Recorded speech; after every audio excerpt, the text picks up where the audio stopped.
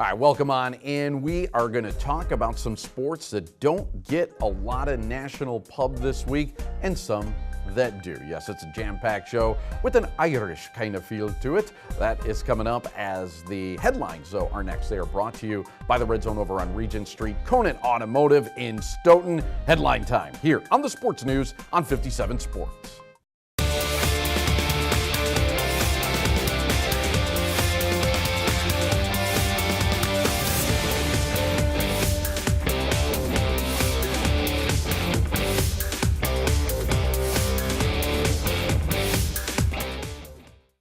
All right, headline time, your 30-minute look into the tackles, hits, checks, and dunks that make up the local sports scene. I am your host, Rich Reynolds, and let's hit the ground running. You know, few positions in sports can garner the kind of attention and fervor that quarterback can. In fact, most sports pundits agree it is the single most important position in all of sports. And for the Wisconsin Badgers, after the graduation of Bart Houston, the only quarterback who won't be a freshman is Alex Hornibrook, who's a redshirt sophomore. But fear not, Badger fans, help is on the way. Wisconsin received the commitment of three-star recruit Chase Wolf from Cincinnati, Ohio, who will be a Badger in the 2018 season. Wolf will join Illinois recruit Ben Bryant, while Kari Lyles and Jack Cohen will back up Hornibrook this season. Bucky opens their season Friday night, September the 1st at home against Utah State. Well, Annie Panny is back in our headlines as a Wisconsin junior is getting another chance to make the U.S. national team. Pankowski was named to the 23-player roster of the USA's women's national hockey team that will be training for the Winter Olympics of 2018. Pankowski narrowly missed making the 21-player cut back in 2014. She'll be joined by former Badgers Hillary Knight, Megan Duggan, and Brianna Decker. Pankowski has dominated at the UW, scoring 68 goals and tallying 156 points in 115 games. Well, 3 seasons are in the books for the Madison Capitals of the USHL, and 3 seasons have come and gone without a whiff of the playoffs. But for the first time in team history, continuity will rule, as the Caps will have the same general manager and head coach in consecutive seasons in Garrett Suter. Suter enlisted some help for the Caps' drive to a playoff berth as phases 1 and 2 of the USHL draft were completed last weekend. The Caps were able to snare some local talent in both phases, with Madison natives Leo Bacalao, Reed Pabich, and Max Rujo all grabbed in phase 1, while 5 Wisconsin natives, Aaron Swanson of Sun Prairie, Trey Labarge of Hudson, Alex Samandel of Wanakee, Jake Osiki of Verona, and Hunter Larson of Waukesha were all selected in phase 2. The Caps season revs up again in September. And better than 1,200 fans showed up for the home opener of the Madison Radicals on Saturday night at Breese Stevens Field, the first game for the Rads at home since being shocked in the semifinals last year. And the crowd did not go away disappointed this time as the Radicals defeated the Chicago Wildfire 18-16. The Radicals have opened the American Ultimate Disc League season at 2-1, or at Indy this week, before returning home on the 20th against Pittsburgh. Well, for more information on all the 411 in our headlines, check out these fine websites. Stick around. We have a jam-packed show, and we'll do the interview thing. That's next on the Sports News right here on 57 Sports.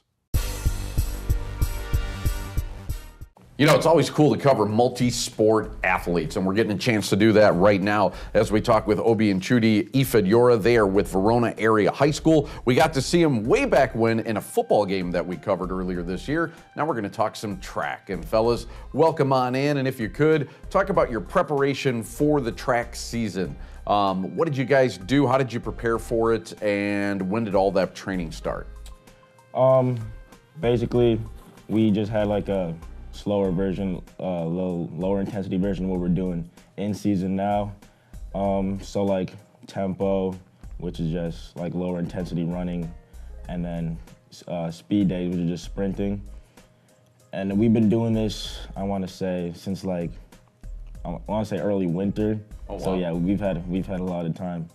And yeah, we've just been basically just a lower scale version of what we've been doing in season. Okay, I would think it would be kind of hard to be motivated when the season's that far out. What did you guys use for motivation to begin your training so early? Well, actually we've had big goals since like the ending of last season and everything, and we've just been using that as motivation to push ourselves throughout the whole winter training. And we've always just had high expectations for this team, and this class especially. So we always kept that in mind the entire winter and the whole preseason.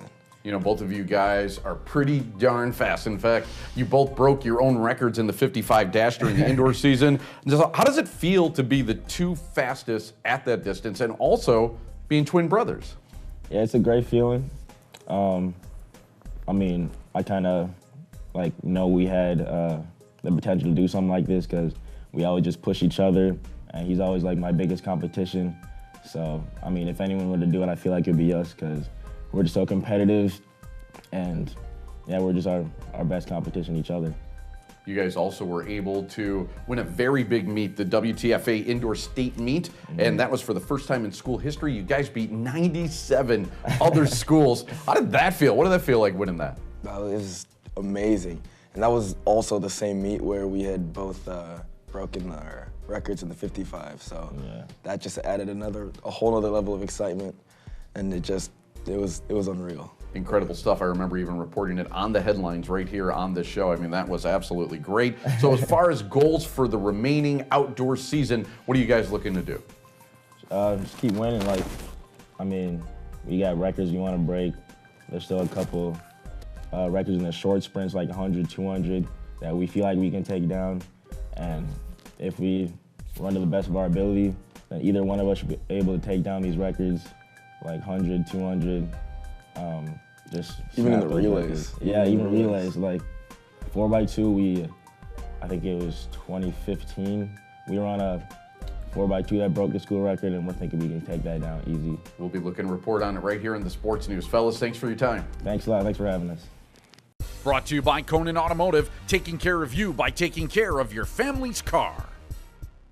All right, we get a chance now to go out to the Diamond and talk to the ladies of the Diamond, the Stoughton Vikings senior captains. We have Morgan, Madison, and Kaylee who are joining us here today. And welcome on in, ladies. And we want to teach people what Stoughton softball is all about. So what would you like people to know about Stoughton softball?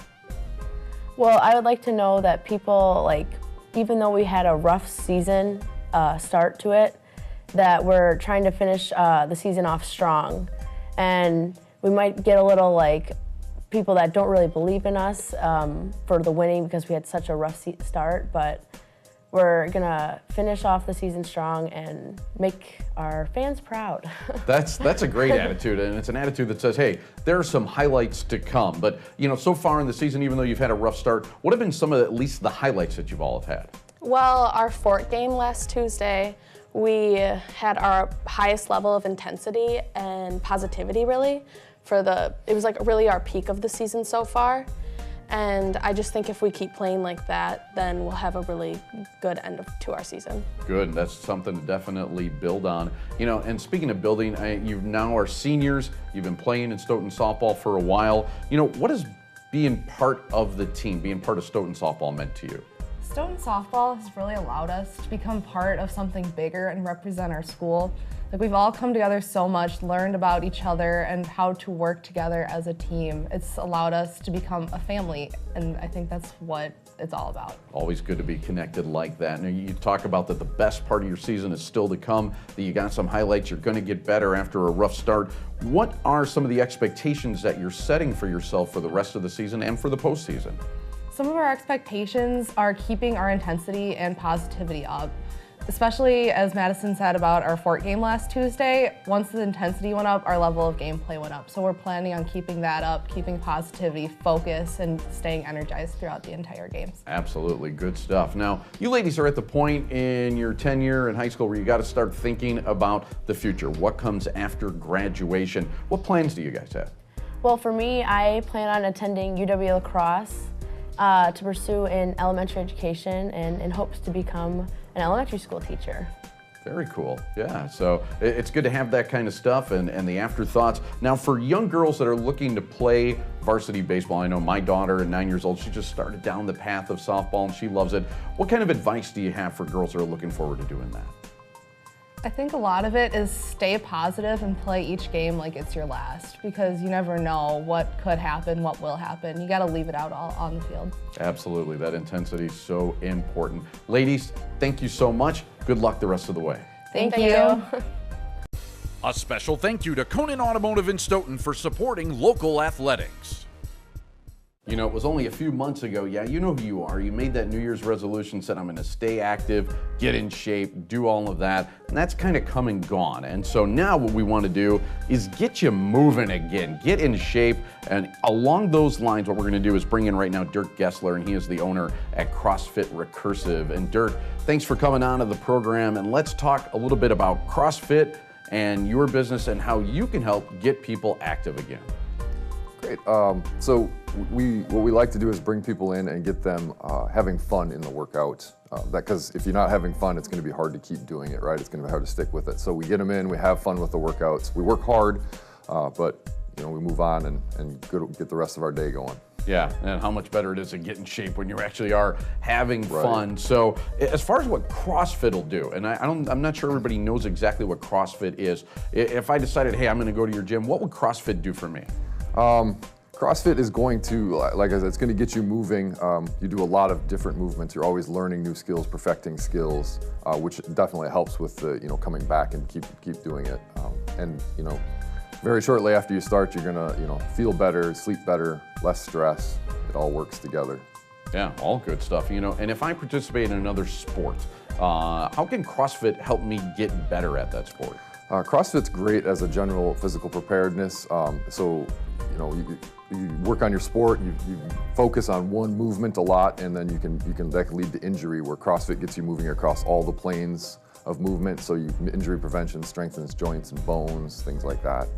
Yeah, my son and I actually talk about it all the time. And if we're watching baseball, they're used to doing these one movements. Anything out of the ordinary, they seem to get hurt a lot. Correct. And it seems like CrossFit could definitely help with that. As far as actually doing CrossFit, what are the risks of injuries, or are there general risks to it? There's general risks to anything, right? Like, people get hurt playing basketball down at the court at the park all the time. But, we have highly trained coaches that are always there watching to make sure that you're not getting injured. Because, if you're injured, you can't work out, and that's not going to help, right? That doesn't help anybody. Absolutely. Now, this summer in Madison, the CrossFit Games are coming. What's that all about? It's this massive competition. CrossFit tries to find the fittest on earth. That's their tagline. So they'll bring in hundreds of athletes, and they'll all compete over 6 days, kind of down to a winner at the end. So it's a lot of fun to watch, actually. I think it ends up televised and stuff like that, Yes, and hopefully we'll have some highlights and pictures in our headlines to show you as well. So, okay, this all sounds good. It's going to be fun, going to get in shape, reduce injury, help me with other sports. How do I get started, Dirk? Just call the number at the bottom of the screen, and we'll set up a no-sweat intro, bring you in, we'll sit down, we'll talk about your goals, what you want, where you want to go, and we'll find the right way to get you there. And the intro is going to be the only thing that's no sweat, hopefully. So, good stuff. Dirk, thank you so much for joining us. Thank you. A special thank you to Conan Automotive in Stoughton for supporting local athletics. One of the cool things here on the Sports News is we don't just cover the major sports. We like to get into a lot of sports that maybe you haven't seen too much of or know too much about. There's been roller derby and Radicals Disc League and, all kinds of stuff that we end up putting on here. And in that vein, we want to be able to do more of that right now and talk about a sport called hurling, as we bring in John Kenny, who is with Madison Hurling. And John, if you could, tell us, please, what is hurling?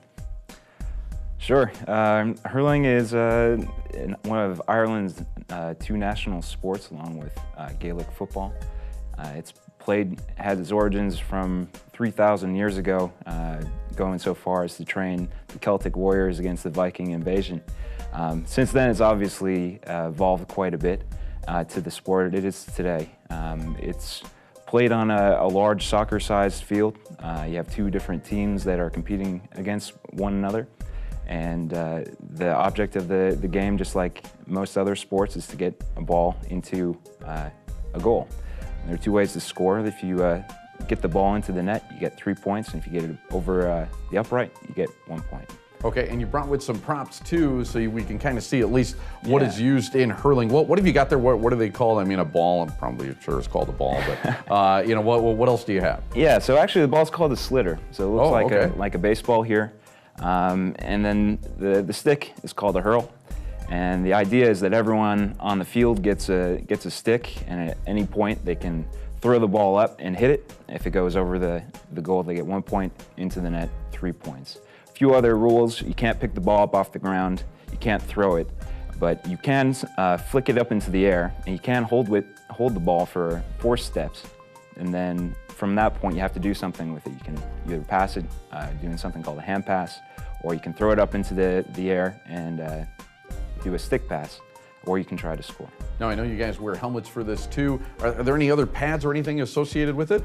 We wear a helmet, and that's about it. Wow. So it's there's a lot of contact. It gets a little dicey in some respect, but I tell you, it's the most fun I've had playing any sport. I've played lacrosse, I've run cross country, I've been on track and field, and this one by far takes the cake. It's the most fun I've ever had playing a game. 2 questions in one now. When's your next game, and can someone who hasn't played before get involved? Yeah, absolutely. Our next game is this coming Saturday, and we'll be playing at Breeze Stevens Field at 3 p.m. And if you're interested, visit Hurling Club of Madison. You can search us online, and we'll have our information in the next snippet. Good stuff. Check it out. Saturday, 3 o'clock, Breeze Stevens Field. John, thanks so much for joining us. Thank you. We have talked about a lot of different sports on the sports news, but one thing I can guarantee is we have never talked Gaelic football. I know absolutely nothing about it, but would love to learn something about it right now, and we're going to do that with Heath Moore from Madison Gaelic Football Club. And Heath, thanks so much for joining us, and the easy question, I guess, right out of the chute is, what the heck is Gaelic football? What's Gaelic football? Gaelic football is one of the 2 most popular sports played in Ireland. Gaelic football in its modern form has been played for more than 100 years. Its history goes back much longer than that. The easiest explanation for an American that wants to pick up the sport is it's soccer where you can use your hands. You can run with the ball 4 steps, then you can hand pass the ball or kick the ball. You can't pick the ball up off the ground. You have to kick it to yourself. But essentially, it's soccer with your hands. The contact is similar to hockey, so hip and shoulder kind of contact, so it can get a little rough at times. And then it's played on a soccer-sized field with H's for goals. And if you kick the ball into the net, it's 3 points. If you kick the ball over the bar, you get 1 point. Okay, and as far as like a ball goes, I'm not sure if people can picture it. Is it a soccer ball that you end up using? I think you got a prop with you. Yep. What does the ball look like? How does it feel? So this is a Gaelic football. It looks a lot like a volleyball, and it's the way the panels are constructed. It looks like a volleyball, but it's a little bit bigger than a volleyball, a little bit smaller than a soccer ball. It's pretty hard, that's pretty much it. Then it's called a football. Wow, very cool. So now, as far as your next game, if people say, I just want to see what it is, what does it look like? When's your next game coming up? Yeah, our next game is actually next weekend. We're playing at 3 p.m. at Breeze Stevens Field. And the club is pretty much all comers, all skill levels. You don't ever have to have had played any team sport before to give it a go. We certainly welcome anyone that wants to try the sport. Now, is there a way that people could even find out more about the sports? Are there videos they could watch, something like that, if they're thinking, I don't know about this, seems a little, off the beaten path. How could they do that? Yeah, it's pretty easy to do. If you do any Google search for Gaelic football, you'll come up with some YouTube videos and things like that. Our club, the Madison Gaelic Football Club, you search for that, you'll find our Facebook page, you'll find a website through the Madison Hurling Club is actually who we're connected with. But a web search will easily pull up a lot of information on it. Now, how did you get involved with something like this, Heath?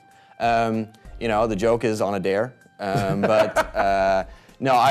it's a friend of mine who is an Irish national in Atlanta said, well, hey, you love playing team sports, why don't you give this a try? And I did, and I've been playing off and on for about 15 years now. Excellent stuff, yeah. Hopefully people will check it out online and at Breeze Stevens Field. Heath, thanks so much for joining us. Thank you. All right, we continue delving into some Gaelic sports right now as we get to hear from the ladies. Aoife Duggan is joining us from Madison Gaelic Football Club. And Aoife, thank you so much for joining us. If you could, tell people where you hail from. Where are you from? Because when I talked to you a little bit beforehand, it doesn't seem like you're from Madison. No, exactly. I'm not, as you can tell by the accent. I'm obviously originally from Ireland. I'm from County Mayo on the west coast of Ireland, so not too far from Galway. And County Mayo is, we're probably more popular at the moment for our exceptional results in ladies Gaelic football. So I suppose it's kind of fitting that I'm from the county that does very well in All-Ireland finals in that regard.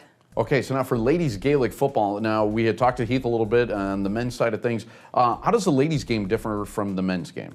Yes, yeah, so the ladies game, very similar in a lot of respects. The football, the ball that we use is a little bit smaller, so a little bit easier to manage. And the ladies rules, I suppose, are a little bit more favourable towards us. We can pick the ball up off the ground. We can also, same as the guys, take 4 steps, and then we have to bounce the ball, or as we call solo it, or do a hand pass. But generally, it's fairly similar in all regards. It isn't quite as physical, I will say that. So no need to worry about hurting yourself too much. But yeah, in all regards, very similar. Yeah, I was wondering about the body contact, because in the U.S. they kind of differ between men's and women's hockey, and they don't allow for checking. So I was just wondering about the actual physicality of it. Although I'm thinking it's probably still a pretty physical sport and can get pretty crazy, can it? Yeah, definitely. And I suppose like any sport, it's all about the fun, but there's also an element of being competitive on that. And while you're on the pitch, you obviously want to do the best you can as part of the team. But it's very much about a team sport. And the main thing is that we have fun. Genuinely, it's all about fun. So no experience at all is required. So like a lot of our team members that joined when we set up the club this last summer and summer of last year, they didn't have any experience at all. So luckily I played it as a child back in Ireland, but lots of our team members have never played it before. So you don't need any experience at all to join us. So you ended up setting up the club and bringing the sport basically over to Madison. What's one of the biggest challenges, I would guess, in teaching people about the sport? Yeah, one of the biggest challenges, I suppose, first of all, getting people to come and give it a try is probably the biggest challenge. But in terms of getting people to experience the sport, really one or 2 training sessions, and they usually pick it up very, very quickly. Like our first training session last Wednesday night at U-Bay Fields, we had some new members that night, and by the end of the session, they've really got to grips with kind of the basics of the sport. So it's very easy to pick up. If people want to check you out in person, where can they come and see it live? They can do a couple of things. First of all, they can come and join us every Wednesday night, as I said, at 7 p.m. in U-Bay Fields. In Madison. They can also check us out on the Madison Ladies GAA or Gaelic Football Facebook page that we have, or if you just Google Madison Gaelic Football, you'll find us. And the third thing that you can do is join us on the 13th of May in Breeze Stevens Fields at 3 p.m. for an introduction to Gaelic football, and also see us play a game, and that covers the ladies and the men's as well. Love it, great stuff. Aoife, thank you so much for joining us. Great, thank you very much.